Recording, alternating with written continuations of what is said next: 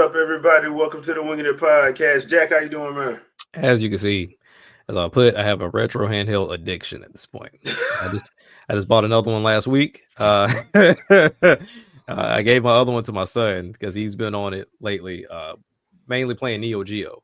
Okay. We were watching this documentary that somebody did that was really good, and he was like, "Dad, that was really a $700 console with like $200 games." I said, "Yep, Yep. Yep. Rolls Royce of gaming. bro." He's like, "You have one?" I said, "Hell no, I didn't have one." Like, I didn't even know the Neo Geo existed at that point in time. Like the only reason why I knew about it because like we at the local arcade we had one person that got one. Oof. And That's I was crazy. like, man, because we asked him how much. He was like, he told us like, man, ain't no way in the world my mom going to buy. No. I No. told him, I said I was too busy filling out the little crossword puzzle in the back of the gaming magazines trying to win the free console. I was like, the only way I had a console at that point in time was renting from Blockbuster for that weekend. That's it. Yeah. That was it, man. So you got that one game that came in the doggone and your grades better be good before you get another one at the end of the school year. Not your birthday, the end of the school year, not Christmas. The end of the school that bad boy came in a briefcase. Yeah, that was top notch stuff back then. Yeah. But yeah, I'm good, man. All right, Andre. I mean, I'm doing pretty decently. My week has been pretty busy, honestly. With me just dropping random shorts and dropping videos all the time. It looks like it's doing wonders for my channel because I'm getting people to respond to stuff. So yeah. Cool. So as y'all, I told the guys this week that do not play Ninja Gaiden while you're sick. So this week when I was playing, I caught something at work, so I had a couple days off, and I was like, okay, I thought I was getting better, so I decided to, play a little Ninja Gaiden 2. Don't do that when you're sick. Just don't do that when you're sick. You'd be fully healthy, sir. Yeah. I don't know what you was thinking. My reaction time was off. The sneezing and the coughing didn't help. So yeah. Just don't do that to yourself. But yeah, I've been playing Ninja Gaiden 2 Black. I'm still playing Ender Magnolia. Finishing up Tales of Grace Self Remastered. And there was something else I was playing. What else did I play? Ridge Racer. Oh yeah, Ridge Racer. I did try out Ridge Racer. Y'all can see the gameplay of me being horrible at it while I learned the N64 controls. Look, I'm gonna tell y'all, I never played it back on the N64. After playing it for about a good couple hours yesterday, it ain't half bad. I'll be honest with you, I didn't even know it existed. I thought Ridge Racer was a PlayStation only thing. Nah, it wasn't a PlayStation only thing. I think it got well known on PlayStation. Yeah. The problem was Gran Turismo pretty much blew that out the water. So yeah, But yeah, that was actually kind of fun. I played with the Pac-Man car. Okay. Keep it one love, Pac-Man. So but yeah, I had some fun with that. So I'm gonna try to actually get good at it and see what I can do with it. But yeah, fun on the NSO if you guys had a chance. If you guys are subscribed to it, because that's gonna come up in a couple minutes. Jack, what about you? What you been playing? So me and the boys picked up on WWF, what is it? Shut Your Mouth. Here Comes the Pain. My bad. So we started playing Here Comes the Pain. Just kind of getting back into that and that nostalgia of how easy that is just to pick up and play. Because the whole crew is here. We got into Wii Sports, of course, going into bowling because my mom wanted to get into Wii Sports. Like, I tell everybody, bruh, that game is not beautiful. But I swear, if you turn it on, everybody in the house playing. It's an easy thing to do because with me having my Odin 2, I bought the Mayflash Dolphin bar, and it just plugs in via USB and it works for Android. Very seamless. All you gotta do is just change the emulator to say real Wii remote, and it works and functions perfectly. So we were playing that. My very first time. I've always seen it, but never played it. Playing Zack and Wiki by Capcom, and that's a very interesting game. Like very, very interesting game. Like the way that they implemented like a scoring system to your discoveries within those levels. But I mean, it's a fun game. I'm having fun with it. It's not anything that you have to really go crazy with. You can just sit back and enjoy it and just try to like figure out the puzzles and how to best get the treasure chest at the end of the level. But so far, I think that's like the only two I've been playing. I'm trying to dumb everything down before March gets here, so that we can just dive 100% into Xeno and just that's where I'm at. Okay, cool. Andre. Well, I've been back on Mass Effect, playing also One Finger Death Punch 2, and then I got into Tatsunoko versus Capcom all over again. I got to get back into that. I'm like, when you play that and then play Marvel vs. Capcom 3 afterwards, and you like, Capcom, Why? how did you go from this Yeah. to this? How did you go from a near perfect system to giving us Marvel vs. Capcom 3, where you could do an infinite combo loop and run a whole match? Tatsunoko versus Capcom, you could have easily competitive matches. Yep. Marvel vs. Capcom 3, if one person decides they don't want to let you play, they can stop you from playing. And that's the thing that I never understood, because I'm sitting up here like, man, Tatsunoko vs. Capcom was the superior game. It was the better game, which is Mhm. weird. Yeah. And I'm sitting up here, because I remember when I first got it, I'm sitting up here like, I know half people don't know half these characters, but I'm loving this, because I knew a lot of the Tatsunoko side, even though Tatsunoko for the most part was damn near defunct. But I knew a lot, because the only one I didn't know, and I thank you, Andre, for helping me out, was Catcher Sins. Because as soon as I got that game, started playing it, that's when it came on Adult Swim like a year later. Yeah. They did Sins. Because Cash and Sins, I think that helped partially fund part of that, because I know it was already in production when Tatsunoko versus Capcom came out. But yeah, and that's on there. He's Kashan, because that's the old version of the character, Kashan Robot Hunter, which is the 3 OVA episodes. And man, that anime was whew, boy. But Casher and Sins is the superior version of that character. Yeah. But yeah, I never understood. Well, I understood it because I was like, bro, this is awesome. And then come to find out they used that money to help fund 3, and I'm like, okay. I was like, that was a waste of money to me. Yeah. Yeah. That was a waste of money to me. Tatsunoko is very protective of their IPs, and on top of that, I mean, with Capcom's track record at the time, would you have really wanted to trust them with redoing that? Not at all. I think I agree with Tatsunoko on holding off. Now is probably the best time to do it. Yeah. That would actually be cool if they actually did that. I didn't even know what it was. I mean, the fact that it was a Marvel vs. Capcom type game on the Wii, that's why I picked it up. Yeah. And I didn't know anything about the Tatsunoko characters at all. So I was like, all right, cool, I was rocking with it.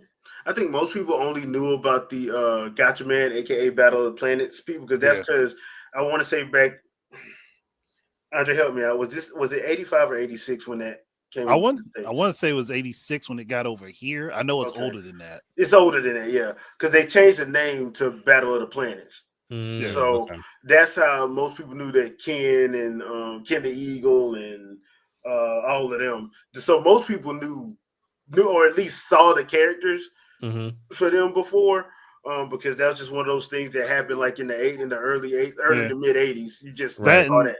That and Tekka Man and Tekka Man Blade more specifically than Tekka Man, because I don't think they did the full. They didn't do the full series for either one of those when they translated them over here. I think they did like the first season. Tekka Man Blade. They did. Sorry, they did the first 2 seasons of that. Yeah. And by the time you get to the 3rd season where he started fighting his family members, that's when everything dropped off. I'm like, y'all was just getting to the good part. But they kind of had to, because like back then they didn't like do like them. Censorship was wild back then. Yeah. Them shows, like, bro, they were violent. Like, it was way violent. Yeah. So way violent. And Tekka Man Blade though had a run on, what was it, Paramount or UPN. It switched over to UPN some time between then. Yeah. Okay. So because I think that was right before it was either right before or right after Incredible Hulk, if I remember correctly. I think it was right after. I think it was right after. I think, yeah. But yeah. Love Tatsunoko versus Cat. Wish we could have got another one, but oh well. Right. I mean, look, now is the best time. Now is the time to be building that game. Yeah, I mean, yeah. Let Sakurai do it. Oh hell no! Give that man a break. Hell no! Give that man a break.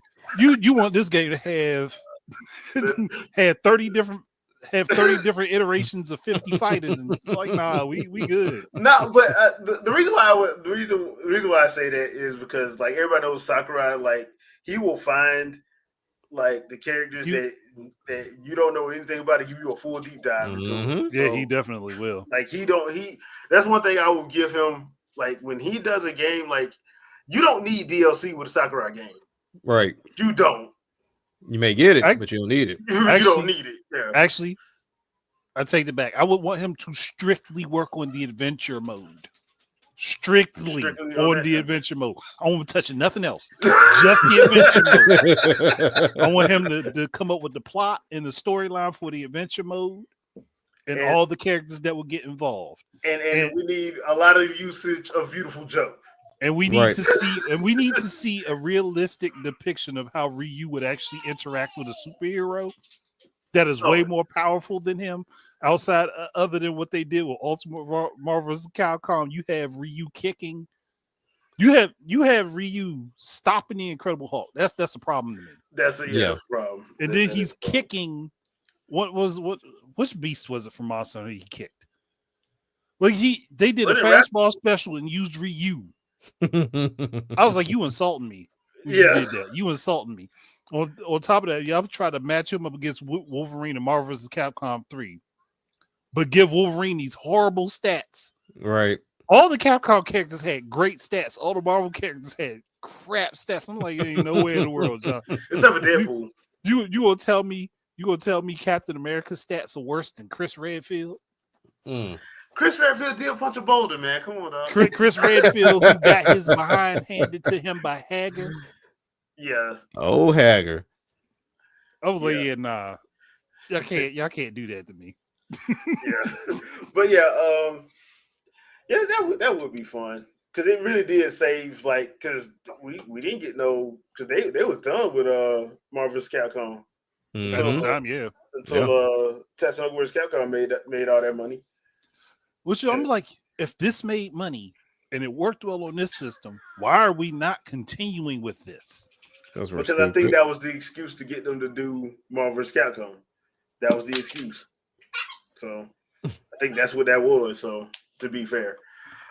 So let's go on to start in today's topics. The first one, and Jack, I'm going to go on and let you kick this one off.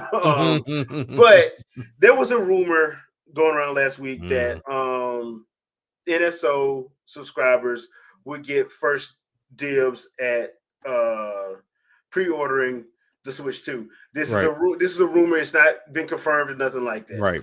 But some people felt like that's not fair and that is a punishment for people who did not sign up for the Nintendo online service. My thought is, that's not a true statement. It kind of made me feel a certain kind of way. So my question is, why is there an issue if a company decides to give a perk or benefit to their subscribers, and how is that unfair? So, Jack, if you would like to take the floor, and then I'll go after you. So when I first saw this rumor, when I initially saw the first quote, it was from Paul Gale, I think his name is. I think so. I've seen him on like Nintendo Prime's podcast before, but he initially just kind of prefaced as you just said it, but then he gave more detail of like having some time frames. So like, okay, if you've been subscribed this amount of time, you're like day one. If you've been for like 3 months, then you can get to this point. But by day 8, now it's open gate for everybody. So it wasn't even like, okay, first come, first serve across the board for the entirety of the pre-order. It was just for a week. Like just that first week. If you are a NSO subscriber, you can come in for this first week and have first dibs. Now, the crazy part about all of this, the ones that were like, oh, this is a dumb idea, this is stupid. I saw some that were actually subscribed, so this would benefit you. I saw others that was like, oh man, this is like, that idea is great when I use it for like AMC's A-list. Like, so why does it work there, but you don't want it to work here? So like everybody was listing, like when somebody gave them an example of companies that already do this, they had that subscription, like they own it, and they didn't have a problem with it. Then they don't have a problem with it. So that's why I was like, okay, how else do you stop scalping at this point? And the first idea that popped out of everybody's mouth was, Nintendo, just put more systems out there. I was like, you know how much money that costs? That's not going to work like that. No. Like it's not gonna, that from a business standpoint, you don't flood the market like that, because number one, if it doesn't sell, now you just got stuff taking up shelf space, and you ain't, and depending on what warehouse you use, you're gonna have to pay for the warehouse to store it if you can't move it. Exactly. So that's why you can't just flood it. So that's how people didn't take business in college. So my thing is, you don't even have to take business. That's just common freaking sense. But for some people, that's not, because that's one of the things that people kept saying, just flood the market. I'm like, you can't do that. Nobody does that. Nobody does that. You don't flood the market, because like you said, that may come back and bite you in your behind. Yeah. But at the end of the day, like when I'm looking at the proposition, I'm like, that is a smart idea, because one, it stops you from being that, oh, I just subscribed last week and being able to get first dibs. Like, no, that puts you at the end of the line, but at least you're in the line to actually be able to, pre-order it. I think it's a very smart idea. And like you said, this is a rumor. This isn't anything that Nintendo themselves have introduced. But at the same time, I've heard millions of people ask the question of, what is the benefit of NSO? Like, NSO currently at this moment in time, you have your expansion packs. It's not anything like a virtual console situation, but nonetheless, it's the expansion packs. You have the ability to play online. You have the ability for your games to be saved in the cloud. And then you also have the ability to have first dibs to go purchase the retro controllers. At this point in time, purchase Alarmo before it goes into retail stores. So it kind of gives you first dibs on a lot of things that you otherwise would have to be with other people. That's what you do with a service. You give the people that subscribe and give you money the benefit to be first in line. Even with my company that I work with City, they, like, even though I don't care, every time there is a Taylor Swift like concert, we get first dibs on Taylor Swift on tickets. Like, you have the ability to go spend astronomical amount of money to go see Taylor Swift, but at least for a fact you have the ability to go in and make that purchase, and you don't have to flood the gates with everybody else. That is a benefit for being with a particular company. I don't understand any of this other stuff. If you think about like Walmart Plus, you think about Amazon Prime, is it fair that you get an opportunity to get a free delivery for tomorrow, and I have to pay $6.99 or $7.99? Yeah, it's fair, because you paid the money to get that service. Like, that's what it's about. For it. It's like, I just don't understand it. I don't get it. Because I used the example of, can I get mad at Microsoft for giving Game Pass subscribers a perk, and they don't give it to me? I can't get mad at them. They're paying for it. Now, when I had it, yeah, I would be able to get those perks as well. But just because I just don't have enough time, I gave up Game Pass. I'm like, I'm not using it, and I just don't have the time that I used to have to game like that. So to me, it wasn't a benefit. I can't now get mad if they decide to do something for the people that do, and it's not unfair, and it's not a punishment, because a lot of people, and this is the one thing I hate about social media, is people get on there and love to put their positions up, and then get mad when their positions bite them in the behind. Yep. You get up and I'll never get NSO. How dare they charge me? You got both PlayStation Premium and Game Pass. Kindly shut up. And those have ridiculous tiers. Like, sometimes those tiers don't make any sense. And then on top of that, you paying the top tier for both of those. So you don't have a problem paying for it. You just don't want to pay for this one. Yeah. So miss me with that. Oh, it's unfair punishment BS. That reeks of entitlement. that reeks of entitlement. You are not entitled to anything.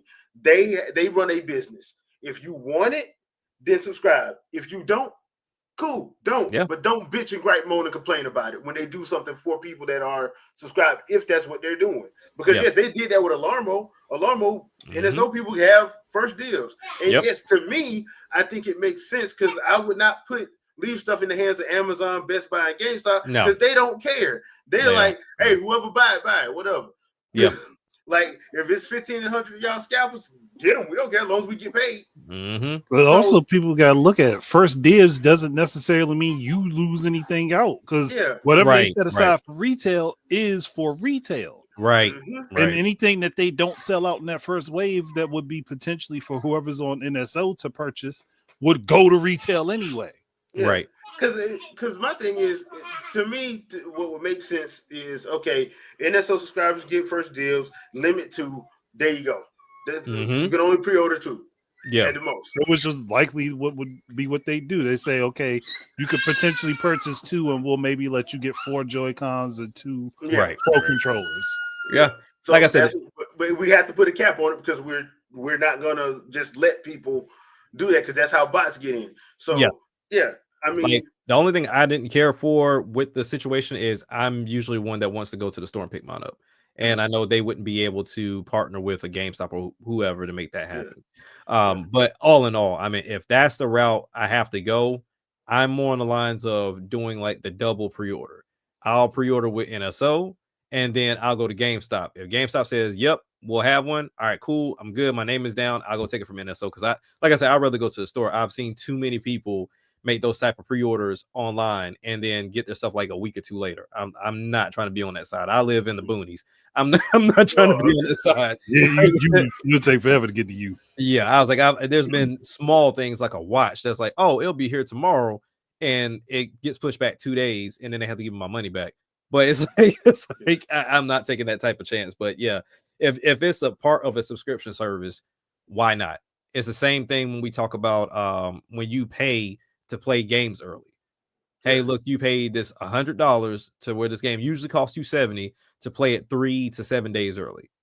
Yeah, that's a benefit. You it's pay a benefit for it. So hey, if you want to play Conan early, they said, hey, you bought it at this one, you get to play Conan from Mortal Kombat 1 3 days early. I can't get mad at that.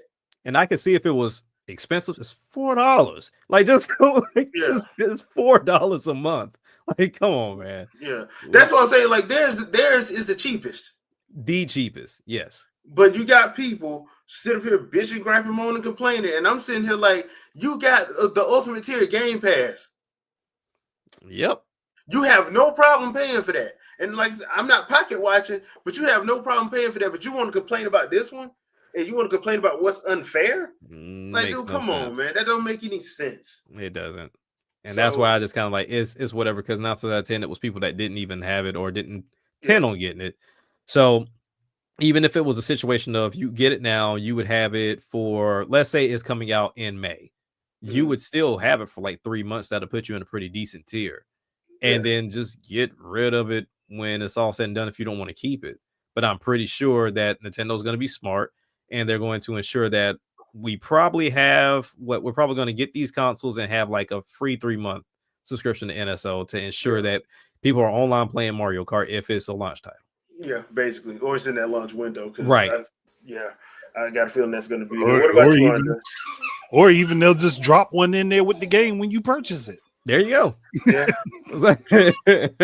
Yeah, we have no idea when it comes to them, they do stuff on their own time. Yeah, but I love the idea. I really do. I love the idea of let's get the first group in and then see how it goes. Because I mean, Scalper's gonna be there. Yeah, that's not going anywhere. No, it's not going anywhere. But I think that I think that it's something that they got to fix. Yeah. So it falls down to retail. If retail, my thing is this: when we were in the pandemic, retail didn't have no problem like limiting you to like 1 to 2 packs of meat. You can you can do it with this. Yeah, that's very true. So that is very true. Give me my cam's acting up. Yeah, But about to say, what happened? I have no idea. It says it lost it says it lost it, so let's see what happens. Yep, nothing. All right. Chroma cam. It decided to be mean. All right, let's see if that works. Okay, there we go. It's back. All right. It's back. Sorry about that, peeps. All right, so since we, got off of that, let's talk about this physical versus digital debate. Hi, Crystal. What's up? What's up, Zap? What's up, Zap? So come to find out that physical game spending has been declining year over year. I have some thoughts about that personally. No. I have some thoughts about that personally. I think some of that has to do with the size of some of these damn games. Right. Yeah. Like, what's the point? Like, what is the point of going to go get the game if I know I'm downloading it anyway? Yeah. And I think that's the big problem. One of the main problems. I'm like, some of these games, all right, because Jack knows this, Ninja Gaiden 2 Black. 86 gigs. 86 gigs, yeah. Bruh. And then on top of that, let me tell you how pissed off I am about this. So I have a 2 terabyte external hard drive hooked up to my Xbox Series X. It will not play on that. They told me I had to move it back to the main. Driving the system. Yeah, you gotta get that little memory card, put it back. All right. Microsoft, for you to have this supposed so powerful system, why can't it just play stuff from my external hard drive? Sir, it's not fast enough. You need because it's not the magical SSD. There you go. I thought you knew this. Didn't we? If it's Xbox One and below, if it's Xbox One and below, it can play off the drive. If it is not, you have to have it on internal. Halo Master Chief Collection, 115 gigs. That's Halo disgusting. 5, 99 gigs. Disgusting. Halo 6, damn near 100 gigs. Like, 2 terabytes ain't enough. Nope. It ain't. It's never been enough. And a lot of this is because of lack of optimization. There you go. Yes, it is. A lot of these game file sizes would come down if they were optimized. Like the bloat was cut out. Yeah. But that's the thing. I'm sitting here and I'm like, yeah, I can see that because like for my situation, right?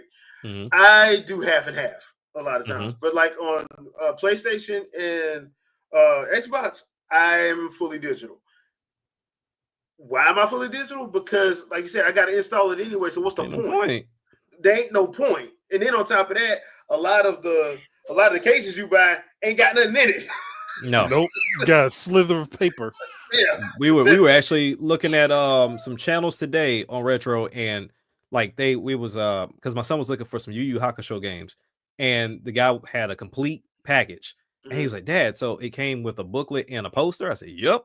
We used to get stuff like that. So now you just get a blank case." I said, like, you may get that little licensing paper. Maybe you might get that. Maybe or a card advertising something. That's about it. Yeah, there are a couple of indie games that actually put manuals back in, but there's only like 2. I've only seen 2. I haven't seen it because I wouldn't imagine it couldn't have been that major of a cost factor. I mean, I kind of put that in the same category as Samsung and Apple saying we're saving the planet by not giving you a brick or a charge. Like, no, stop. You're not. You're still selling me a box. You just trying to make some extra money on the side. Because they about to start selling you iPhones in a biodegradable bag. That's what to get to the point. So yeah, I mean, and that's pretty much the reason why for me. Now on my Switch, it's just because some of the games I did double dip. Mm-hmm. Like I did double dip on the Legend of Zelda's. Sue me. Ooh, boy. The Metroid Prime, I did double dip on Metroid Prime. Boy, that horde tag is mad with you, boy. Hey man, who cares?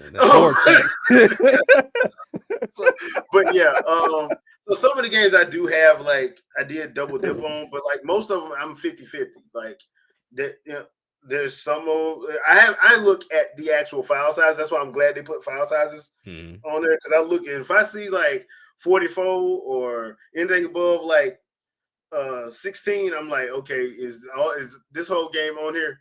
Halftime it ain't, then what's the point of buying it physical? If the whole game ain't gonna my thing is, if I'm iffy on the game that I'm giving it a shot, I'm buying it physical. So that way I know for a fact either I can trade it in or either I can take it back if it is used. So that's my whole thing, because I would love to have physical, but one, it take up too much space, and then two, the convenience of digital is just what it is. Like, it's very convenient. You can just go and just play any game you want to, because it's been annoying at certain points to where there are games I have physical, and let's say, for example, like with my Xbox, we're watching a Blu-ray, and my son's like, all right, Dad, I want to play WWE 2K24. And it's like, oh, the disc is not there. So now he got to get up, go put the disc in there. And he's like, I don't even want to play it no more. I'm like, I'm going to play something else. So it's a convenience, man. It really is. But I mean, would I hate to see physical go? For sure. But the idea that we had behind physical really isn't even there anymore. No, it really ain't. It really isn't. No. And a lot of these companies don't want to do double disc anyway. So I'm like, you don't want to do that, but your game is 120 gigs altogether. And we ain't even gonna talk about Call of Duty. That's way too big. That's egregious. Call of Duty's like what? The whole thing together is 310 gigs or something like that. Yeah, don't even get me started with that, because I that got deleted immediately. My son's like, Dad, I just want to play Warzone. I said, you see all this other crap they make you download? I'm like, no, I'm not doing this. I played on mobile. Dude, that is ridiculous. Hey, look, this experience is almost identical, honestly. It is. You probably better off playing the mobile one. Yep. Yeah. So says Black Ops 6 here is 309.85 gigabytes. That is horrible. And the worst thing is with Call of Duty now is has been stated.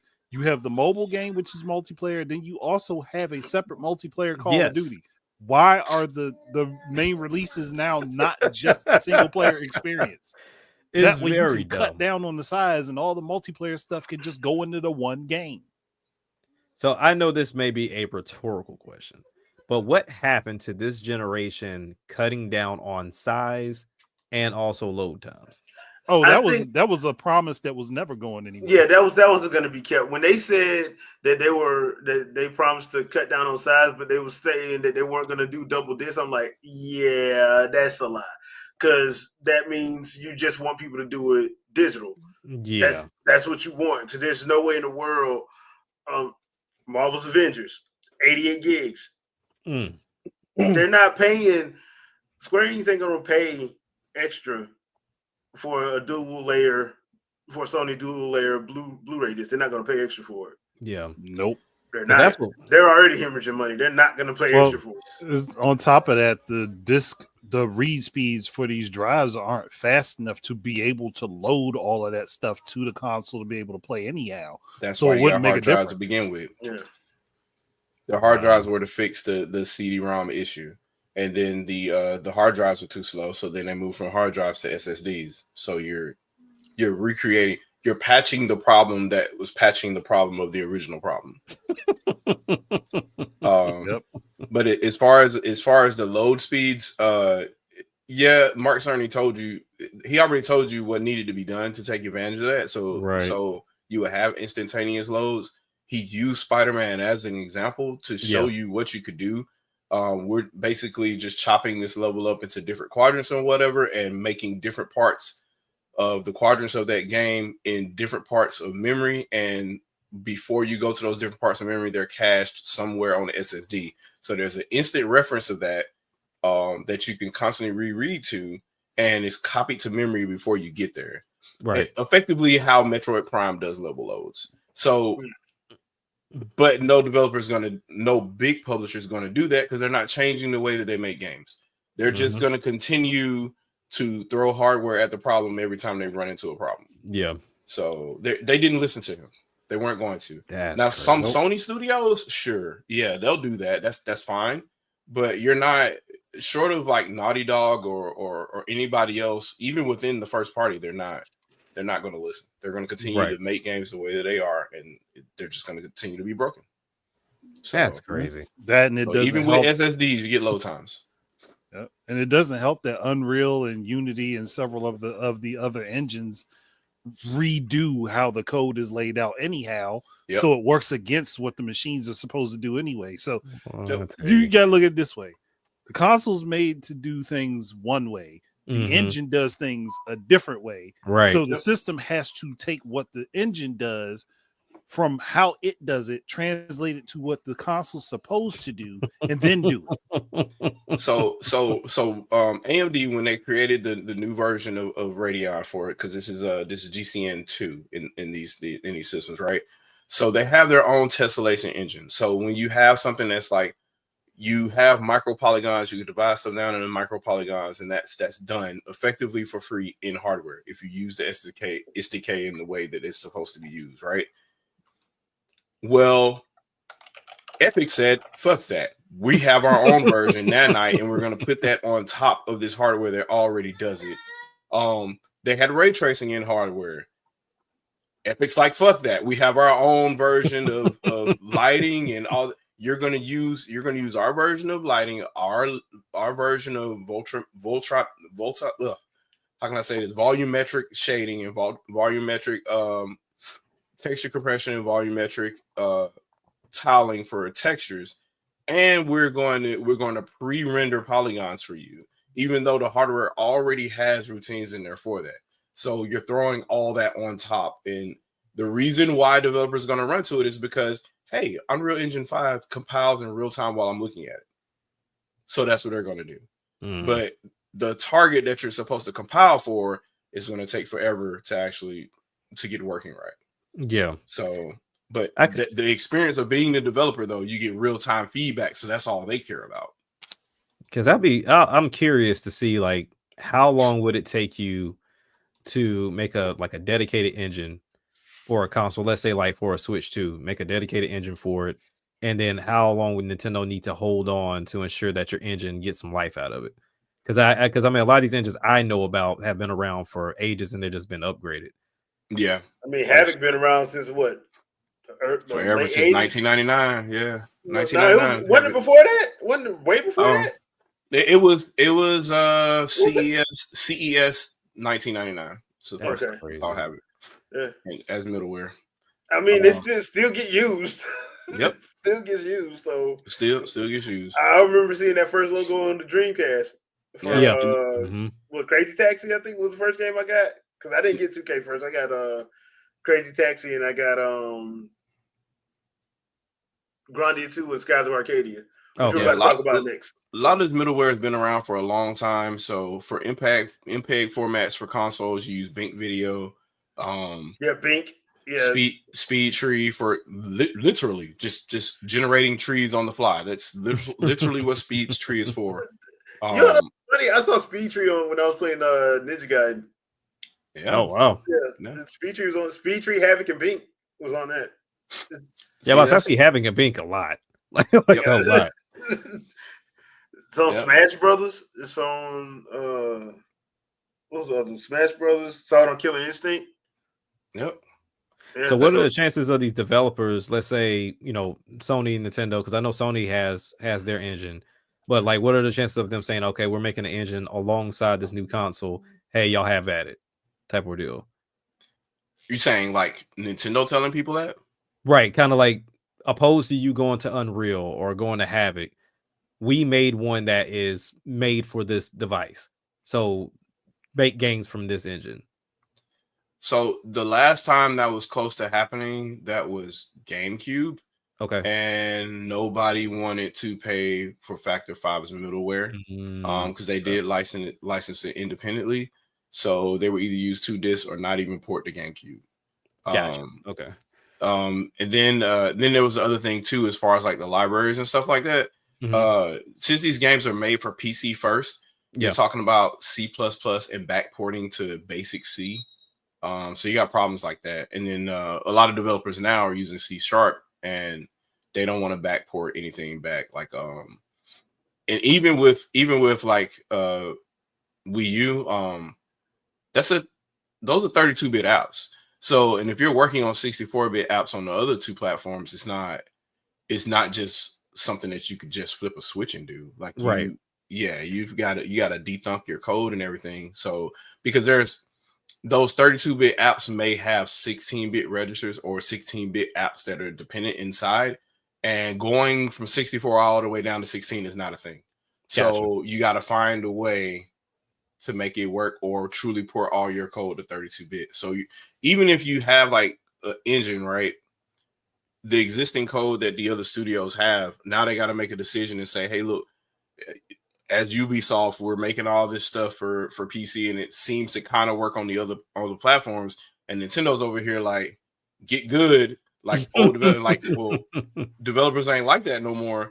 So, either you got to really, really want your project to go over there, and you're willing to bend a little bit to do whatever Nintendo has going on, or you just say screw it, and then either like try to blame the hardware in the public, like they used to do back then, or and hope that it shakes out for you, or you pay a port house, or you just make the Luminous engine. Luminous engine. Yeah, how did that work out? I mean, it didn't. for the name that it has, that engine was very dim. Yeah. My thing is, I'm more like, I'm looking at the Breath of the Wild engine, the Splatoon engine, the ARMS engine, and how Nintendo's using that in-house for everything else they have going forward. Because obviously they want to keep it because it worked. I'm just wondering. I don't think that any third party would be attempting to try to do anything like that. To my knowledge, I don't think they would try to follow. If you know what I mean, they're more like, our existing stuff already is there, and will you have tools and libraries for us to latch on to so they'll work? That's kind of more their thing. So,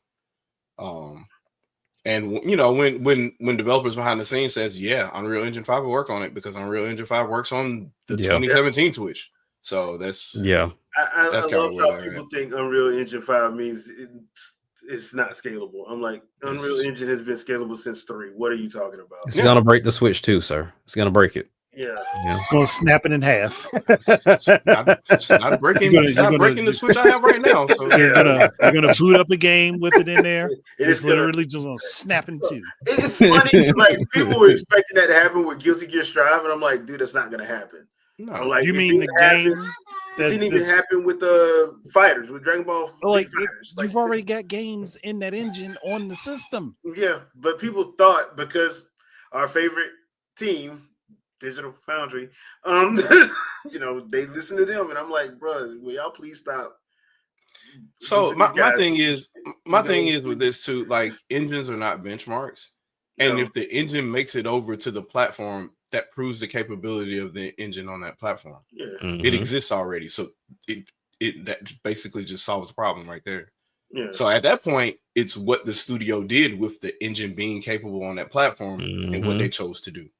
So it's not about can the engine run, it's what are they doing with the engine now that it's there. Exactly. Yeah. So now that we've got that out of the way, Shadow, you ever play Skies of Arcadia? Oh, of course, yes. Multiple playthroughs. So, which version did you like best, the Dreamcast version original or the GameCube version, Legends? I'm partial to Dreamcast original because I bought the GameCube version, and way too many games were out around the time. So, I never really got around to replaying it. I think I got about 6 hours in to replay it on GameCube, and I never got through it. So my original version, same thing with Grandia. So my original playthroughs are on Dreamcast. Right. Well, good news. It got trademarked. Sega renewed the trademark finally after years. I'm surprised nobody else grabbed that. I really am, seeing as how popular that game was, and it did make money. Yeah. So I was surprised nobody grabbed, even when the original composer and one of the artists was like, yeah, we love to work on, but we ain't heard nothing. Wink, wink, please say so. Sega this week, they filed the new trademark for it. Now, here's my only thing about Sega.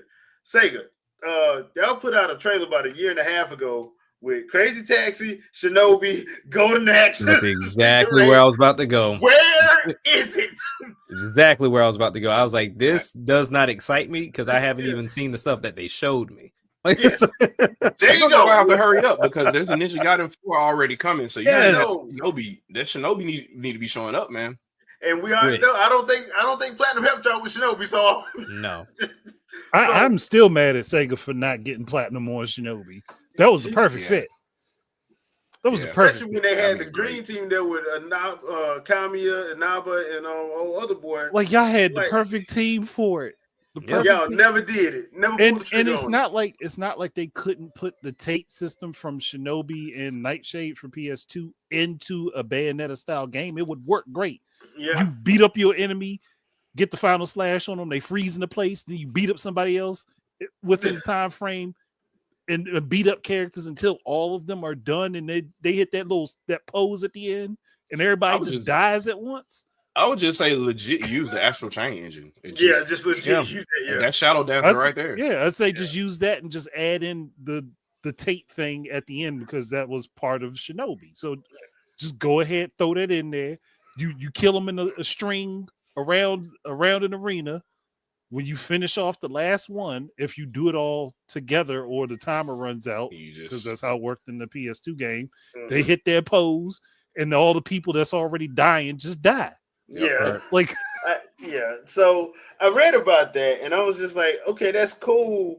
But y'all promised me like 6 other games and another part of that. And I ain't seen hide nor hair of any of it. Got so bad, it made Shadow had to start back playing Streets of Rage 4 because he couldn't play those. Streets of Rage 4 is life, man. Yeah, that's why, like, I didn't blink an eye at this because it seems like they've already bitten off more than they can chew at this point in time. Which I don't understand that. I'm like, because like somebody asked their new CEO, like, what about doing like a Dreamcast Mini? And he was like, we don't do retro games. Y'all don't do nothing right now. It's the same like y'all doing nothing right now. I'm just thinking, just simple stuff like do another House of the Dead game. Is that hold on? What does it mean you do retro games? Y'all have the whole lineup of retro games. What you talking about? That's what he said. I guess bro don't know his own catalog. Then it was a response to those mini consoles because everybody keep asking for the mini consoles. And well, they asking for them because you're not doing anything. Exactly. Yeah. Like you got so many people hyped when they showed that trailer with all them games in it, and then radio silence. It's dead now. So right now it's just Virtua Fighter, right? Isn't that the only thing they're kind of? That's the only thing we know about. That's the only thing we know about, and that wasn't even. And the only reason why we know about that is because they was trying to show off that chipset for at CES. Mm-hmm. So the only reason why we know about that. So I don't even know. Is that really 6 or is that just a tech demo? Yeah, and I'm pretty sure they said that was 6. They said like, once again, was that really 6 or was that just a tech demo?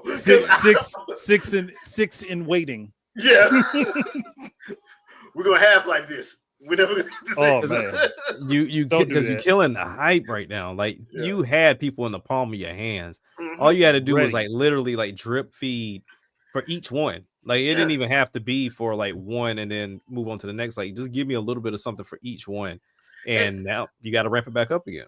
And we ain't talking about games that need to be 300 hours plus. We're talking about like short arcade type. Yeah, like dude, nobody's expecting Golden Axe to be 90 hours. Yeah, and I would say understand your audience too. Yeah, Crazy Taxi Switch should be the lead platform for that. Just go easily. Yes. You think that's why we haven't heard anything? Because that could be a possibility. Maybe, but I like. But Shadow, you're absolutely right. Like all those games, like the games that they showed in that trailer, all of them need to be Switch need to be the lead platform. Mm-hmm. Yeah, that's the last one of them. They could, but definitely the mass market platform for a mass market game though. So you want Crazy Taxi to have as many eyes as possible. Yeah. Oh yeah, 100%. And for the love of God, do not release that thing near Mario Kart. That was my other concern. You literally have Crazy would get obliterated. Mario Kart and this new Sonic Cross World racing game. It would get obliterated. It would get horribly obliterated. Unless BD Joe is going to be in Mario Kart. But other than that, no. Don't. Nah, he ain't gonna be in a Mario Kart. He'll end up in the Sonic game though. Yeah. Oh yeah. He'll probably be in that Sonic racing game. But here's the crazy part about it. Like I've been clamoring about arcade games. Like Sega were the masters at those arcade games, and they have the opportunity to bring that back. like have a resurgence of arcade games again, because that's nothing better than a pick up and play game. Yes, you're not gonna pour thousands of hours in them, but they're fun to pick up and play whenever you have company or if you just want something real quick. And they have an opportunity to do that. Now, when we hear the rumors about Crazy Taxi being this whole online cops and robbers like racing, I'm like, that's not. Now, if you want to make a mode for that, yeah, fine, by all means, that's not. Yeah, it's like but Crazy I Box. agree. Yeah, I agree. Like, look, I'm a grown ass adult. I got a full time job. I got responsibilities. I ain't got time to have 7 to 10 games that's $100 plus. I can't do that. Right. No more. Just make it a leaderboard, man. It's too easy for those. Make a leaderboard and just go from there. Like we can have stuff between 8 to 20 hours. We can do that. Ain't nobody gonna get mad at that. I promise you, nobody's gonna get mad. Yep. Nobody will. Look, I'm gonna need Sega. I want to be able to just get a surprise drop for a Daytona USA. Mm-hmm. Just drop the arcade version of it, so that everybody can play online. Put your leaderboards up and let 8 to 16 people race against each other. Yep. In California, because we can't do this nowhere else.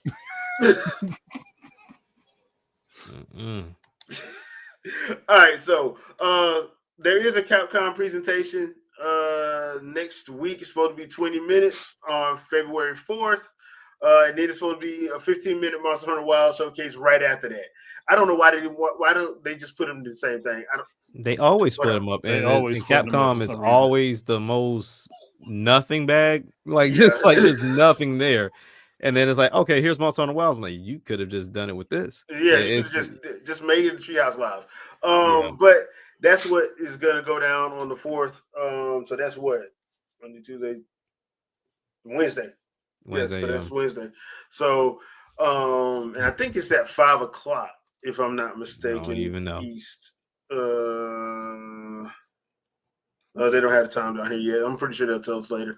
But before we get out of here, I did want to talk about this one thing. Herman Hulst last week, the co-CEO of Sony, actually got demoted. Herm. One of the things about Herman Hulst was I think he was one of the main people going hard in the paint for live service. Mm-hmm. I don't know what it is with like Western CEOs that want to do live service and thinking, I'm like, dude, we don't have the internet infrastructure for this. No. Like, where was the evidence that any of those games were taken off? I think they were looking at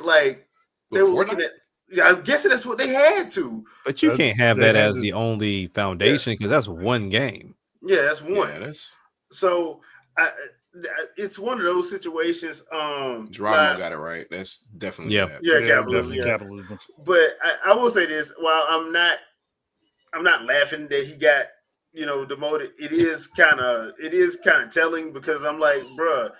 When I know we've said this when they closed Japan studio, like that was the biggest mistake y'all could have ever made. Yep. Because at that point you gave up Japan right to Nintendo, and the funny thing about it was y'all were keeping games off the system, and Nintendo was still making money. Yep. Mm-hmm. And before anybody say no, they weren't. I'm like, look, Jim Ryan, all that stuff that Jim Ryan was doing with that Activision stuff, the majority of their secrets got out. Mm-hmm. Well, here's the thing. This is one of those problems when people see results and they don't ask why they have those results. They're just like, hey, we're making way more money in America than we are in the homeland, so we're going to make our focus in the homeland. You didn't ask why you're making so much more in America than you are in the homeland. And you're like, hey, sales are kind of telling off here in the homeland. You didn't think to ask why. You just did it. And now, like, somebody else came and said, oh, you giving up Japan? We'll take it. Yep. And here we sit because you could have answered that problem. Mm-hmm. You killed the studios. You killed the Loco Roco team. You killed all these games that everybody liked from OG PlayStation. And, now Nintendo's like, well, we'll just take Japan back. Yeah. And once again, that goes back to what I said. Like when they had the PS1 and the PS2, they had mascots on par with what Nintendo had. But they let all of them go. They let all of them go to try to, I guess, prove that they could keep keep up with Microsoft. I'm like, y'all ain't got Microsoft money, bro. Right. Y'all never had it like that. So I don't understand why. And look, I know Naughty Dog has said on multiple occasions, well, we're a mature studio. We don't want to make childish games anymore. Like, okay, then give Jak and Daxter to somebody else. Yeah. Let somebody else, let another team mess with Jak and Daxter. If you're a mature studio, why did you make Jak and Daxter? My point exactly. Money. But they didn't make much money off of it, as far as I know. But my thing is, even as a mature studio, you be smart enough to say, okay, yeah, we can make our real games, but we can make, we can have variety, making those different types of games. Like nobody looked at you as a kiddie company when you were making Jak and Daxter. No. And the other thing too is, I'm like, y'all don't like money. Y'all like Capcom now? Because Capcom breaking the sweats and hives when you talk about anything other than Resident Evil, Monster Hunter, and Street Fighter. They bust out in the sweats and hives. They will. I hope they let Kamiya do Beautiful Joe. I'm not sure they're gonna let that. That's gonna be interesting because that goes right back into the arcade bag of games that we're missing. So I'd be interested to see how that gets done, if it gets done. But I mean, he has the ability to do it. Yeah, so that's what I'm like. They just break out in the hives and just start sweating, and how dare y'all give us money? Y'all want us to make money? How dare you? Final. Oh yeah, we like what .mu deal with Streets of Rage. Y'all gonna do Final Fight? Nope. We don't like money. Not at all. But we'll add it to Street Fighter 6. Yeah, we're gonna reference the hell out of it. We'll actually make Mad Gear and make the city and put it. But you're not getting Final Fight. It's ridiculous. But I mean, literally everybody from Final Fight in it, but you're not gonna make Final Fight. No. But I'm interested though. Like, so what do y'all think this does for Sony internally? Because I know the fanboys are just oblivious. But if you see that Herman that got dropped down, you see that 8 out of the 12 live service games got canceled. There doesn't seem to be anything on the horizon, minus the like quote unquote leaks that we got for Venom and Spider-Man 3 and Wolverine. Yeah. Like, what else could Sony be doing internally that wouldn't just really throw everybody into a frenzy? I'm gonna say something real scary, and I'm gonna say even the Marvel games were probably gonna be live service too. All that shit got canceled. Yeah, for sure. So they're starting over from scratch, legit blank slate. Yeah, and that would hold weight to why we just got these random PS6 rumors out of nowhere. Yep. So, no games. So I think the other thing they're trying to do probably is they're trying to take a look and see, okay, like we probably do need to hold back on all this cinematic games, because those games ain't bringing in money like that, and they spend too much out. So because even Square Enix had to say it. It's sad when you think that Sony's saving grace isn't Sony, it's Rockstar. It's not. It's Rockstar. Yeah. Yep. Rockstar and Activision. But it's and Grand Theft Auto 5 being re-released 20 times in the same generation. But they're literally here's my banking thing on GTA 6 to save the system. But see, that's the thing though. Like, they've always leaned on third party, even though they had first parties that people loved. They still leaned on third parties. I should never look at a PlayStation list of sales and see that third party takes probably like the top 20 of of those slots. So when I look at Sony, I think they're okay with, you know what, everything we were going to have here, y'all start working on something for the next generation. Let third party handle the rest of this generation, which is scary. That's my YouTube short challenge. That challenge still exists, by the way. Jeez. I just need you to give me a list of Sony first party games without naming a single third party title. Like, just tell me what in your mind over the last 30 years, what is before they let them lapse PlayStation to you? Don't mention a single third party game. You mean before they lapse started? You can't do it. They don't have an IP to lean on. There's never a game I could say like, all right, cool. Sony's always got this in the bag. I got one that I know is there. They're not gonna let it go anywhere. God of War. That's about the only one. Cause God of War. Yeah, but that's still not. And it's like God of War didn't start with the original PlayStation, so it's kind of hard. But it was PS2, so yeah. So that's all I'm saying. Is that one because the other ones they let lapse. That's because the other ones they let lapse. Like I would say, what you say, Ratchet and Clank. I would say, Sly Cooper, but they let it lapse. I would say Jack and Daxter. We ain't seen that since the PSP. I would say the same thing about Twisted Metal, but Crash is on Activision bought Crash. Spyro, Activision bought.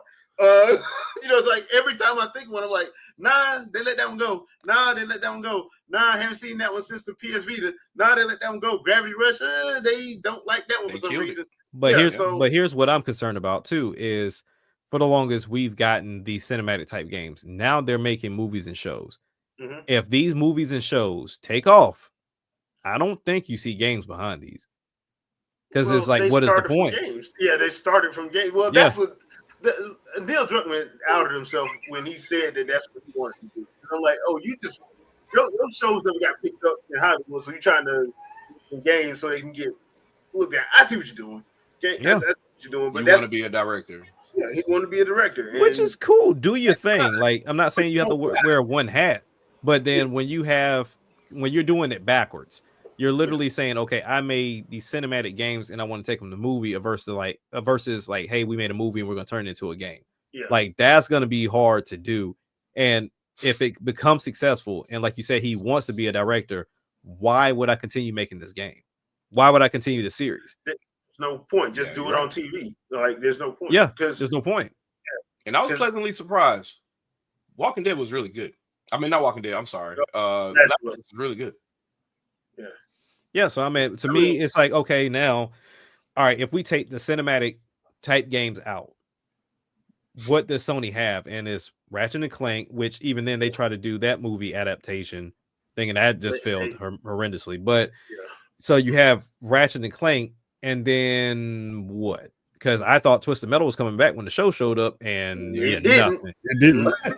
So that show was banger. You know what? And you know what everybody should be saying, and that should have been the answer to my question. Gran Turismo. Yeah, I'm talking about that horrible movie. No, just the franchise. The game is there. It spans the whole 30 years. Yeah. But the crazy part about it is they may be getting silenced because when Horizon shows up, to me personally, it's a better game. Yeah, it's gonna be rough. Unless you're a gearhead. Now, from what I understand, gearheads prefer Gran Turismo. If Forza Motorsport, well, I'm about to say if Forza Motorsport has to come over because this Horizon one is the arcade one. But if you talking like Motorsport versus Gran Turismo, I don't know. Yeah, I don't know. That's what I'm saying. I don't because it depends on the gearheads. Because unfortunately, I wish I was a gearhead, but I need a blue shell when somebody beats me around the corner. I'm sorry. I want to destroy stuff at that point. I could do it like Sega GT. I was on that for a long time, so I could do it. And I played Gran Turismo 3, so I could. I just have to be in the mood for it. But it's not something I'm like falling over myself to do every gaming generation. Right. So it's got to be every once in a while. Yeah, that's the part. That's the part that scares me at this point. Watching him get dropped down, not like he was doing anything fantastic, but when we look at the writing on the wall right now in the fanboy fake console war that's on Twitter, it's cool. You get to say, hey, all your games are coming to our console. We get an opportunity. Well, not all of them, but some of your big hitters are coming to our console. So why would you get an Xbox? I can give you a laundry list of reasons why you can still own an Xbox, but ultimately, what are your developers doing? Like the games that you claim to love are not selling. They're getting ready to get turned into movies, which if they become successful, that's where they're going to stay. And you look at Sonic right now, I'm kind of hard pressed to ever. If Sega comes and says, here's another 3D Sonic, I'll be surprised because these Sonic movies are taking off.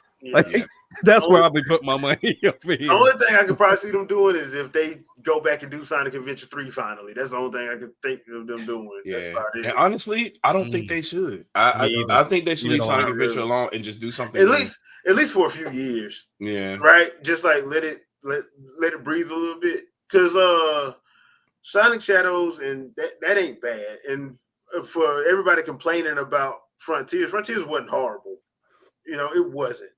I've played some of their horrible games. It wasn't horrible. It wasn't in 2006, but Yeah. it was definitely it was in the ballpark. But it was in the ballpark, but it wasn't like it wasn't like the worst thing they did. Like the one that I actually liked was Lost World that was on the Wii U. Me too. That one was Yeah. off the chain. That was great. Like if they would have did, but then again, it was the Wii U, so a lot of people didn't play it. But I'm like, that was actually a fun game.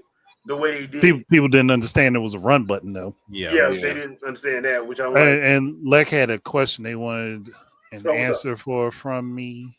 I'm curious what is going to happen now that Sony has Japanese CEO in charge. Do you think it was attempt to buy time? Oh, John, no. Yeah. I mean, as far as I'm looking at it, Sony's not going to attempt to do that again because the last time that they did it, it got outed. And now that people know that they do it, it would be a horrible look for them to go back to doing that again. I mean, you'd be stupid as a Japanese company to even take that money. People are still pretending this didn't happen.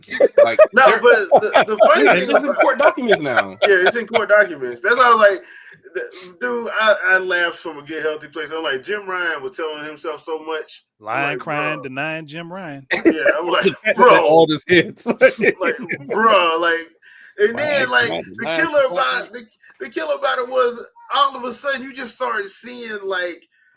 That Bandai Namco just started releasing stuff everywhere. I'm like, why y'all releasing stuff everywhere?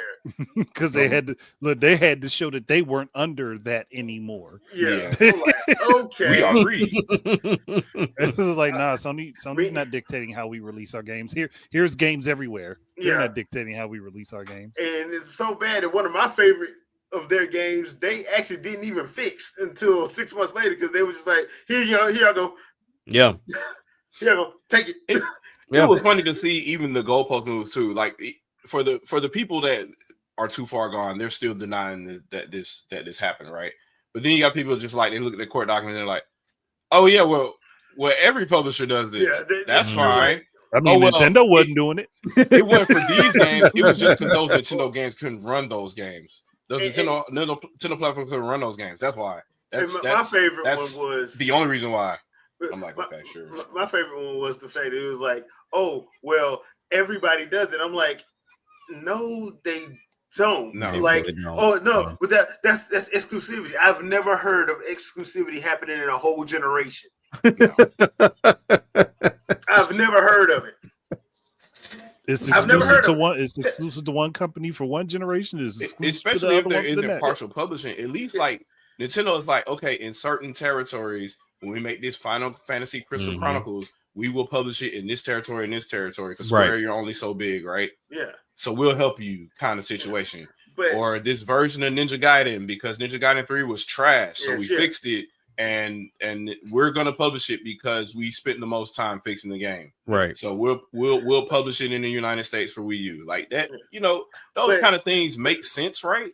But he's saying Sony is like we didn't we spend any money on it, and you can't put it nowhere. Yeah, like my example was Tales of Symphonia Remaster came out on PS3. You do not keep a game that I've never seen an exclusivity contract that was saying, oh, it stays from the PS3, the PS4, then we'll put it on Switch. What? There's no exclusivity that says that.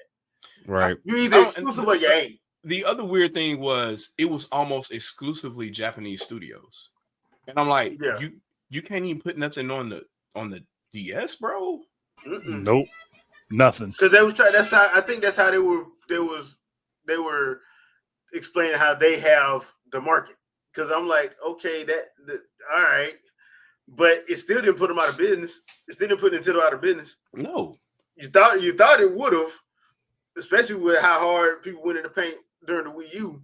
About how contrary to popular belief, Nintendo made money during Wii U.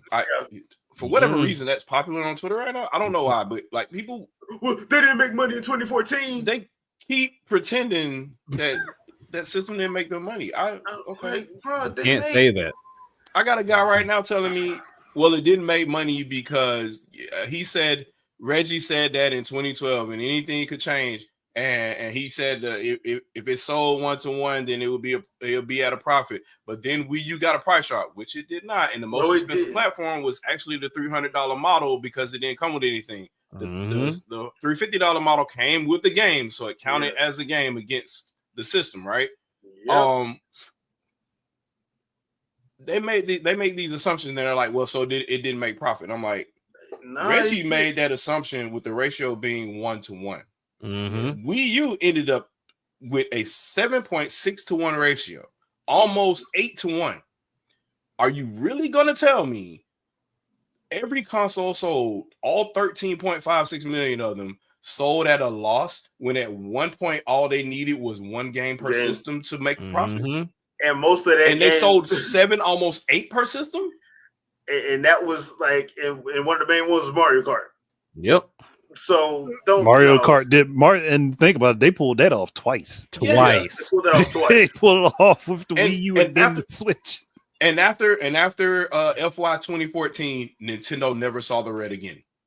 Yeah, they didn't. Because also got to tell people that operational losses are not the same thing. Not the same as net losses. Yeah. And on top of that, like they had cash on hand. Not assets, but cash on hand. Like that you don't have cash on hand if you're in the red. You don't. It's just. Hey, but you got a lot of business majors on Twitter. Like y'all just click this and reply that to Buddy because I don't know what else to. Shadow, you be arguing with people that ain't gonna listen to you. And they not trying to listen to you. And it's not like I'm trying to lie. I'm not trying to defend because look, Nintendo lost money, right? They lost money during 2 FYs, right? Yeah. You can't blame Wii U in FY 2012 because the system hadn't fucking launched yet. Yeah, it did. So in FY 2012, Nintendo had a bad year in 2013. So yes, you can blame Wii U. Yeah, but see how I can admit that's true. but 2015, 2016, 2017, they were all black. So I'm like, what are you talking? I saw that. And I'm just like, I'm not even. The launch year of the system, which would be the end of FY 2013, they were 2 to good. Yeah. Sounds like the launch went okay. Oh yeah, the launch was good. Yeah, launch was fine. It was everything after that. There was which we all concede. Everybody knows this. After the launch, it was bad. Yeah. But they still made money. Yes. Because Nintendo said, you know what? We're going to double down and just keep making games for it. Yeah. And they did for 5 years, which is their normal life cycle. Because I saw the dude try to tell you, well, why they stop in 2017. That's their normal life cycle, genius. Yeah, I'm about to say a lot of people spreading that narrative that it was a shortened life cycle. I was like, no, it wasn't. No, it's just if console cycle for them. If we're being for real, the Wii U was still getting games up until 2023. It was. People don't know that because they didn't look, but it was still getting new games up until 2023, up until December of 2023. Yeah, because I think a lot of people discontinued in 2017, and but I think a lot of people get it confused because like Sony has come out and said that their life cycles are 10 years, so people think that everybody's life cycles are 10. No, it's not. It's not. It's usually between 5 to 6. This one, the Switch ones went 8. But here's the thing: you had a pandemic era for 2 of those years. Yep. So of course there was, and plus there was supply chain issues during one of those years. So it probably would have been 6 or 7 years, just like the Wii was. Yeah.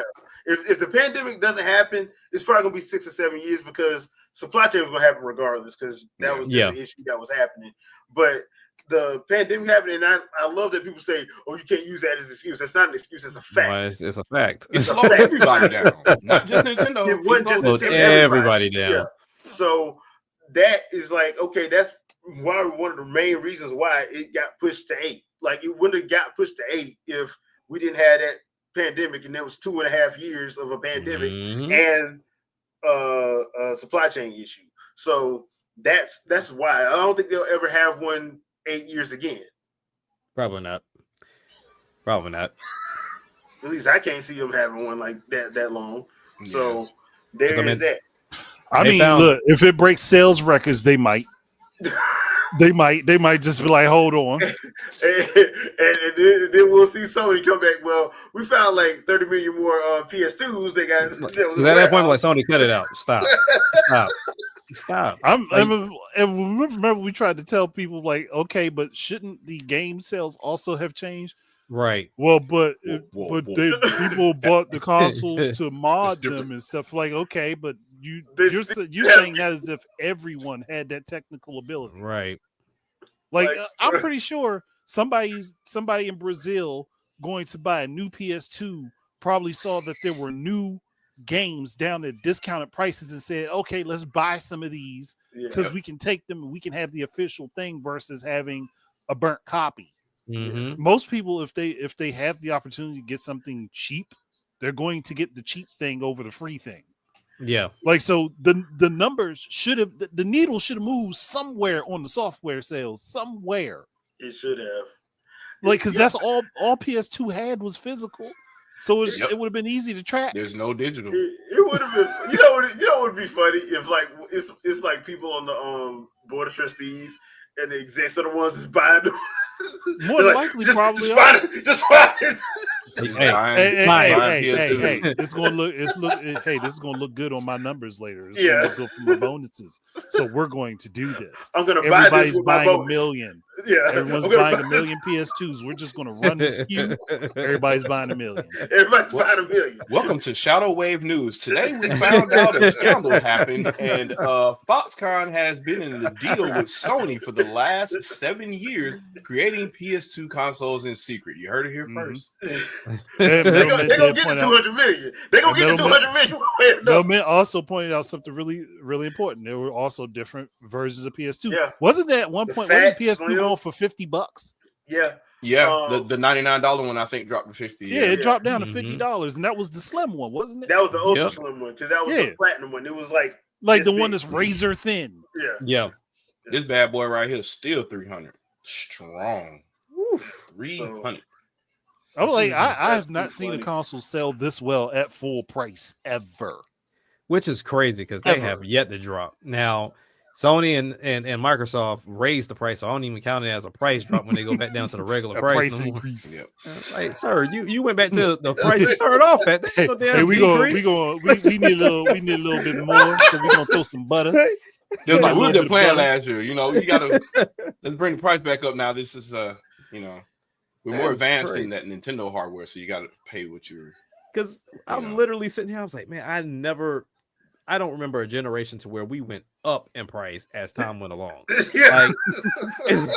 Like you started getting slim versions. You started getting slim versions. You know, now we're getting pro versions. I'm like, what is going on? Inflation the mug, ain't it? Wow. I say you get better product than the original as you go along, and the price of the original increases too. That's wow. Jay, you kind of made a point though that you know the rush to PS6 that kind of confirms that PS5 Pro kind of came and went. Yeah, it was pointless. All that money that went into reconfiguring the PS5 and then making the Pro model. You could have spent that money on resources and development for games. Nope, I gotta put my Sony. You could have want to be caught. You could have made with quote unquote 9th generation hardware compared to new 10th generation hardware, and they can't do the hardware. What would it have mattered if y'all have no games for your goddamn platform in the first place? Because Andre, this is what Sony was doing. They wanted to go ahead and test the PSSR right now, so that way when the PlayStation 6 comes out, it's already full-fledged, and that way we don't have to do it on PS6. We're ready to go. Something's going to tell me when PS6 come out, it's going to be the exact same version as the PS5 Pro. The last thing you want to do, is hear switch to DLSS, switch to DLSS, switch to DLSS everywhere, and people seeing what it does, and people sharing on social media all the time and everything, and Sony doesn't have an answer for it. Because FSR ain't doing it. That ain't it. No. Yeah. That's so. I mean, Sony is at that level of crossroads, but to me, I'm sorry if this reactionary stuff is what's causing them to lose money. But I'm sorry, like if I'm doing this, I'm thinking ahead. Like PS Portal, I would have launched that with the ability to stream directly from their cloud services versus adding it in later. Yeah, that's what if they were going to do it, they should like that to me is like that's your easy SKU to get people in. A $200 PS5. Yeah, that's your easy SKU to get people in, and you went the route of we're going to make it a controller with the screen that plays games over the internet from your PS5. And versus, like, bro, I already spent $500, maybe $700 if I scalped it. Versus making it your digital portable PS5 like it is now. Guys, to be more careful. It came in a box with you, man. I don't know. I said it out the gate when they launched PS Portal that it was a waste of money for them to do it the way they did it. Yeah, the way they did it. Yeah. All right, so we're gonna answer this one and then we're gonna get out of here. So Katetsu asks, what do you guys think of the generation of gaming now? So Andre? Everybody's screwed but Nintendo. All right, Jack? Jesus. Yeah, I'm going with Andre on that one. Like, there's no future for the other two. Not for real. No. There is no, to me, there is no generation of gaming at this point. I think Xbox is gonna keep trucking with their software and putting it everywhere. So if they do release some form of a console, I think it's gonna go on the route of like upgrade like PC at this point. Like, I don't think they're gonna give you like this new SKU. Sony's just gonna Sony, and then Nintendo's the only thing here at this point. All right, Shadow. 309.85 gigabytes. That's the generation pretty much at this point.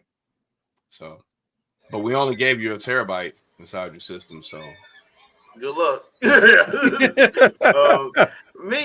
So me personally, I'll say it like this: am I having some fun? Yeah, because I make sure to have fun in every generation of games. I try to make sure I have some fun. Are there major problems with this generation? Yes, there are. Are there major problems coming from basically third party and bloated budgets? Yes. Is there an issue with companies promising stuff and then 2 months later, 6 months later, 8 months later, they gotta take all the stuff they just promised you back? Arkham Knight. Yeah. Halo Infinite. Suicide Squad.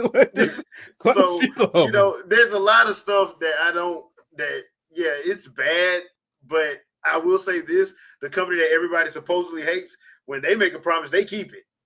Yeah. I mean, Switch just switches. There's no games that don't switch. When Sakurai told you was gonna be able to play with 8 people on Smash Brothers on the Switch, you were able to do it. When he said it was gonna be couch co-op and online, you were able to do it.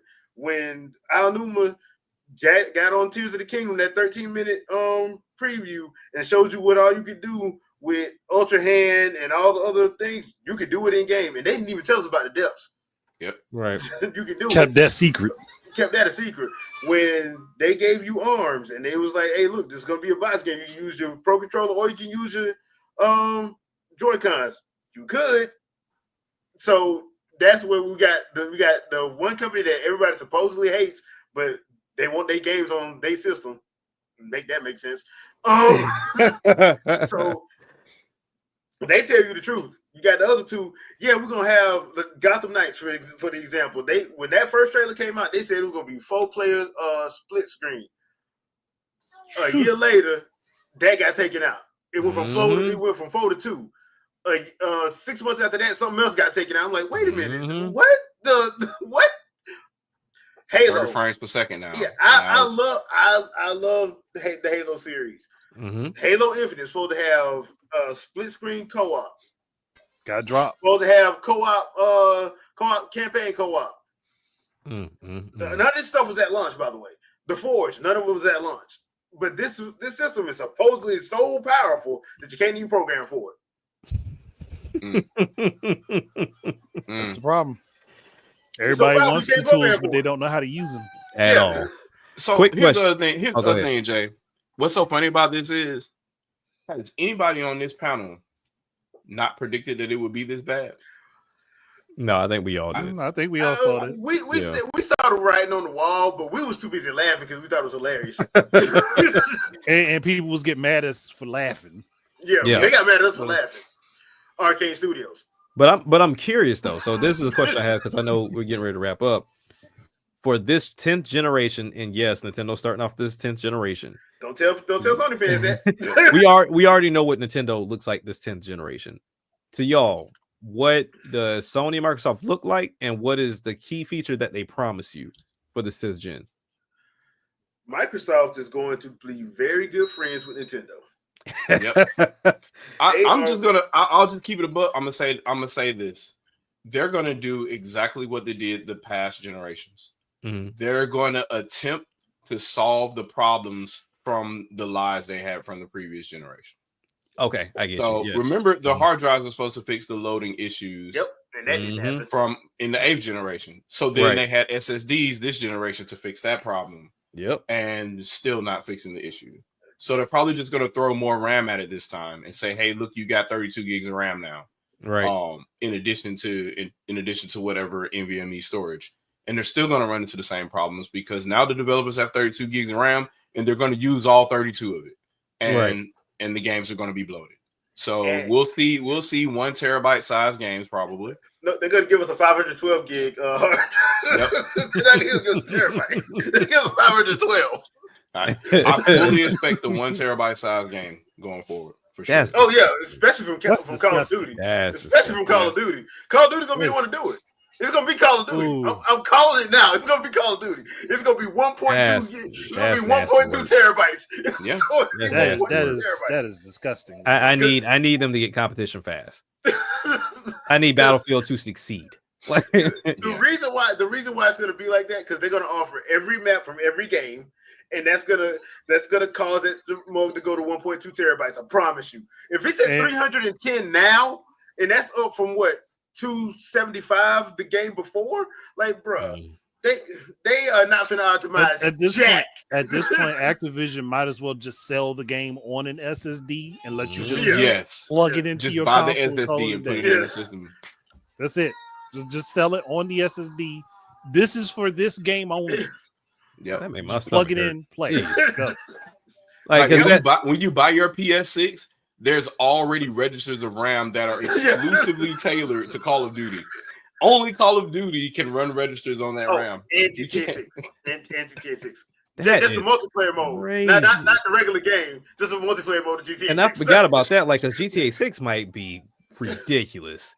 Like, we may be talking about 300 gigs off of that alone, and that's not even the multiplayer aspect of it. And that's just for Florida man. That's not even for just for his textures. Just for his textures alone. That and the alligator. The random alligator just walking through a golf course. But I will say what I think, because like I said, we already see what Nintendo's doing. I think Microsoft shows up 10th gen with both handheld PC and they show up with a console that is like the split between like console and PC.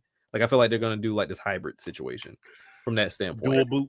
Yeah, have a dual boot situation. Yeah, but they'll find a way to make it clean. So I think they'll be there with that. I think Sony's going to continue this brute force situation. But I think they're going to be the first one out the gate going digital 100%. Like, they're going to get rid of this physical immediately. And so therefore backwards compatibility, if you're physical, is just going to be a shot in the chest for everybody that did it for PS5 or PS4. Like, it's a wrap. And then I think Valve is the new like king in the ring coming into this next generation too, from a Steam machine standpoint. Like, granted, I know they're now allowing other manufacturers to use Steam OS, and like Lenovo's that first one out the gate with the Legion S is getting ready to come out. But I think they'll allow them to do that handheld side of it to where they're going to jump into the console side and then start doing that same process. So kind of be the first ones out the gate to kind of show people how it's done and then, go from there. But I still feel they'll never make these people optimize for their device. And I think that's where their problem is going to always be. But I do think Valve's going to dip their hand into this 10th gen. Yep, and I think Valve will still never make Half-Life 3. Oh no! Why do it? Why do it? No, see, they'll make Half-Life 3D for your VR. Yeah. Half-Life 2.9. It's like we're gonna do Half-Life 3D for your VR headset. The crazy part about it is I don't even think they'll do that. I think they'll go to flat to VR, which is a developer, and make them do Half-Life 2 for that. Like, so I don't even think they're gonna waste their time to do it. Like, hey, turn this game into VR for us. That's what I'm saying. They're gonna do it with the first Half-Life though. That's where 3 is gonna be. It's going Half-Life 3D for your VR headset. Half-Life 2.9. 2.93, so they won't have to round up. That's crazy. 2.95. They can round up to 3. No, you can't round up to 3. 2.9. I mean, if they really went ham on it and made a joke out of it, and they actually should. did that. Yeah, at they this should. point, that would garner so much more attention, and they sell so many more copies of games, but they won't do it. Yeah, because that would be hilarious if they actually did that. That's how I do the trailer. The opening trailer would be Half-Life 2.93. It was straight up to that. That's how I would start that whole thing off. Man, you can't even call it Half-Life Pi because of the 3.14. Yep, you can't call it that. I'm only for it because it'll mean there'll be more Linux out there. But I don't see. I see this going the exact same way Steam machines went before. Okay. It's when you start partnering with other builders and whatnot and other manufacturing partners, it's just getting them to license it right, getting them to follow the rules because they're going to find shortcuts in how to make their builds and stuff like that. It's just going to be a headache, and I don't think it's going to last too long. I mean, this just shows that they learned nothing from the 3DO. Oh no, nothing. Yeah, I mean, Trip Hawkins is his own conclusion, so he deserves himself. That much I will say, but man. All right, people. Thank you for joining the podcast tonight. Everybody in chat, once again, you guys are the MVPs. We love you. Jack, anything you want to pip out? I think this week coming up will be the pilot episode for both the podcast and the news channel. So I got all my equipment except for my freaking microphone because of course Amazon being Amazon, but I'm just waiting for my lavalier mic. And we'd be good to go, man. I got my wig in and everything, so we ready to roll, man. So I am ready to go. So and then plus finding out, which I feel stupid when I figured this out, but I wanted to buy like a bigger green screen because the one I have is like the who is it? It's the Stream Deck little one that you pull up, and it's not big enough. It's very slim. So I found out that because my wife painted our daughter's room all pink, I can use that as a chroma key and turn the whole wall into a green screen. So I'm like, all right, cool, we can do that. That's convenient. I'm like, okay, cool, that works. So yeah, I mean, I got everything set up, all the news transitions and breaking news stuff. Like, so yeah, I'm ready to go. I'm ready to film, but I gotta wait until those freaking lavalier mics come in from the 2nd to the 5th. So I'm cutting it close. Like, so it's like, but as far as the podcast, like I said, it's gonna be like a pilot episode. So I'll send out the invite to everybody that want to join. But from there, I'll do like the interview style going forward from there. But I just kind of want to make sure all the bells and whistles work. Make sure that I kind of got a good structure to it, and it'll be switching up over time. But yep. Right. Cool. Andre? I mean, look, you just check my channel. I've been posting stuff on a daily basis as of late. Look, you see weird little shorts. You get your long form videos, and you've been getting live streams. I have hit y'all from every angle, so you just gotta keep coming back. Just keep coming. He really has. All right, Shadow. So for me, I appreciate y'all coming out a couple weeks ago to the first Shadowcast of the year.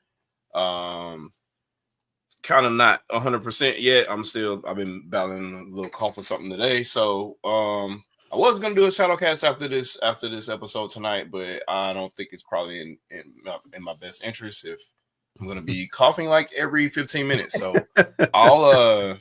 we'll have to table that until probably a little bit later, probably just on Friday this week. So I'm pushing it back another week again. But other than that, I do plan on making my channel regular again. I got to start doing that stuff and uploading my long form videos again. So get used to those. But everybody that that follows me, y'all know what's going on. As somebody mentioned on the comments, they said Shadowcast happen when they happen, and I'm like, yeah. Unfortunately, it's like they got life of their own, basically. Yeah, life be life, and then you just scroll, and all of a sudden I'm live, and everybody just runs. So I understand. If y'all looking forward to it, I'll get it together and try to be a little bit more regular and trying to have some guests on and stuff like that too. So we'll see what happens from there. Get you guys on, and we'll try to do different topics and episodes and stuff like that. I still need to do something about the recent revelations around Switch 2, and I haven't had my full take on all the information yet. So, but it's coming. Right. So that's pretty much all I got. And do you play games and have fun, or to impress other people? Probably impress other people. To impress other people. Yeah, that's what it works. That's pretty much it. Streets Race 4. Yeah. So got a live stream. I think I'm just going to start doing live streams on Saturdays now. But did some with the NSO, played a little Extreme G, and some Ridge Racer 64. Embarrassed myself gloriously. Yeah, a lot of people are online playing right now. So, yeah, gonna try to get better at that just because the Ridge Racer was actually kind of fun. Just got to get the timing down and stuff like that. But I also gonna have some gameplay up from Ninja Gaiden 2 Black tomorrow morning. So check out the channel on that. It's a Let's Do This Quietly, so I don't talk during it. So check that out. Comparing that to like the Ninja Gaiden 2 that I did a week ago or so, they cut some stuff out, but it's not bad. It's just they cut a full-on boss fight out in that first part. I'm like, okay, that's weird that y'all cut that, but whatever. So I'm expecting them to cut some other things too, if that's what they were doing, and they maybe cut it just so they could get the game out faster. Like probably cut stuff that didn't work. And just like, or they were having trouble with just like, okay, look, this ain't translating too good. Just take the whole damn thing out. Just take the whole section out. So, but yeah, check out the first, the opening chapter 1 of Ninja Gaiden 2 Black, the Series X version. That'll be tomorrow morning at 6 a.m. So that's when that one goes live. So other than that, thank you guys once again for joining. We will see you guys next Sunday, 7 p.m. Eastern Standard Time. Peace out, people. Peace. Peace out.